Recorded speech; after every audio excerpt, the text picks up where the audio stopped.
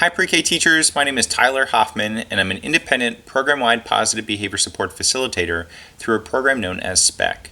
This year, I'll be supporting you as well as your two coaches, Jen and Rami, in supporting each and every one of you. As you know, we're all in this together and we're all learning and growing each and every day. Today I want to take some time to talk about a tool called the TPOT. The TPOT stands for Teaching Pyramid Observation Tool. And for those of you that were present last year, you may remember that you had participated in the observation process of this tool, and some of you actually participated in the feedback and coaching process of this tool as well. So I want to take some time today to talk about each of the skills and indicators and what you can expect in being part of the process this year. So let's get started. But before the observations are completed this year, know that you will actually receive a copy of the tool. You'll receive an updated copy of this tool. The one that was conducted last year was actually different from the one that you will receive this year. And in the tool, you will note that there were actually 14 different skills and many indicators that are listed underneath of that. And there's actually several red flags that are also part of this observation. So let me talk about each one of those sections for just a bit. So in each of the skills, I'm going to talk through each one of them and let you know what each one of them are. So the first skill that teachers you can expect that the coaches will actually observe is the skill of schedules, routines, and activities. The second is the skill of transitions between activities being appropriate. The third is about teachers engaging in supportive conversations with children. The fourth skill is about the promotion of children's engagement. The fifth is about providing directions to children. The sixth is about collaborative teaming. So that is really about the teaming relationships that you have amongst the teachers in the classroom, but it's also about the interactions between you and those other teachers and individuals within the building. The seventh skill is about teaching those behavior expectations.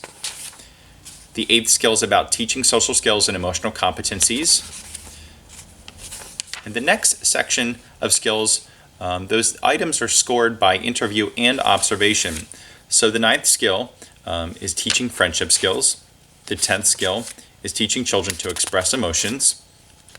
The 11th skill is teaching problem solving.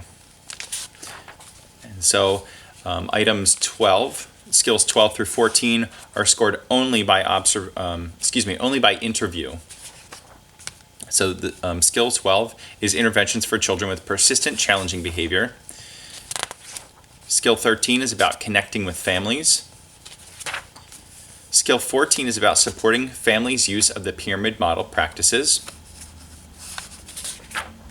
And as I said, skills 15 through 31, this is a section known as the red flags. So throughout the observation, if any of these red flags are noted, the coach will simply make note of them, and it's a discussion area. It's a topic of discussion in which when you begin to engage in more reflective conversation, we can talk about how we can begin to address some of these red flags if there are any present.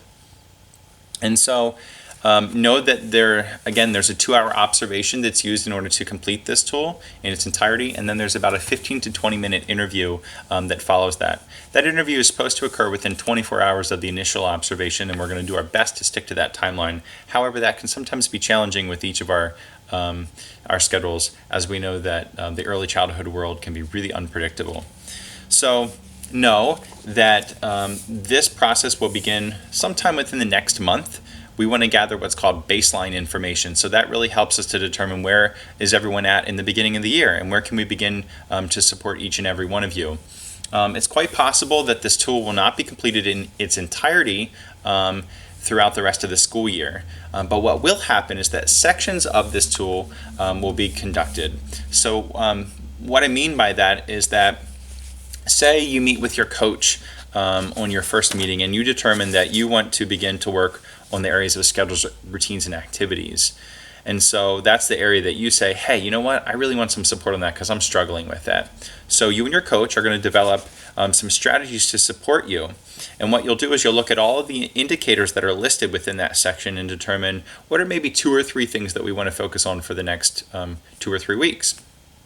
And so it's a collaborative process. It's not done to you, it's done with you. And so know that you're going to have a voice and you're going to have a say. And this is very different from supervision. The process that you will engage in with your coach will be kept very separate from supervision. This, remember, is professional development. It's not going to be held against you. It's not going to be punitive. It's a process that's done with you. So what we know about coaching is that it has to be done frequently. It has to be consistent. It has to be regular in order for it to be effective. So know that your coaches are going to come out to do that initial observation, that 2-hour observation, but then throughout the year and the rest of the year, they're going to continue to meet with you and help to strengthen each and every one of your skills and indicators that are listed in the tool. If you have questions about the tool, know that this is a team approach. So expect that Jen and Rami may have some answers, but there might also be times where they might have to come to me, or we come together as a group to determine what the answers to those questions are. And know that we're all in this together and we're all growing and learning as we go. So I think that's everything that I wanted to cover today. You may see some more of me at some staff meetings. It's possible that could happen this year, or it may be kind of behind the scenes. Might be out in your classroom. You never know where I'll pop up. But if you have questions about the process as a whole, the whole PBIS process, certainly reach out to Jen and Rami, Julie or Angie, or myself, and we'll all kind of work through it together and figure out what this means for every one of us.